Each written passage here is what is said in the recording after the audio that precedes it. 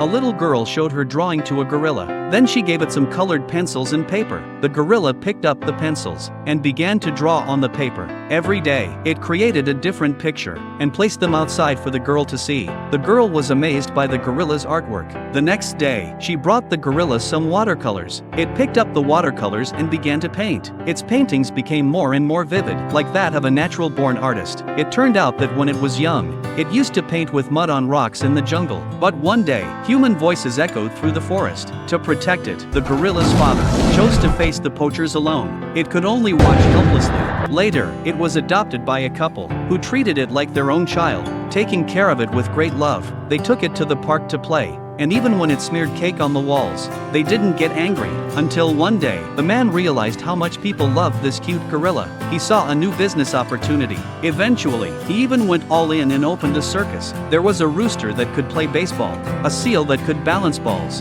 and a rabbit that could drive a fire truck. But the most popular of all was the gorilla. Over time, however, people grew tired of its performance. The audience grew smaller by the day. The man also began to neglect the gorilla. Then one day, a grand circus performance was about to begin. The man lifted the curtain, and the audience was stunned. The man turned to look. The gorilla had been painting on a piece of glass, and had created a breathtaking landscape with random strokes of color. Soon, the moment was reported by major TV stations. Countless people were moved by the gorilla's art and its story. They took to the streets, calling for it to be freed, and the gorilla smiled a smile long lost. Eventually, the man could no longer bear the pressure of public opinion. All the animals were released from the circus. One day, the zookeeper came to the gorilla's cage to say goodbye. He took out a photo of them together. Only then did he realize the gorilla was his friend, not just a way to make money. At last, he said goodbye. The gorilla returned to the wild, to fresh soil, vast grasslands, and its own kind. Finally, it had gained the freedom it had always dreamed of.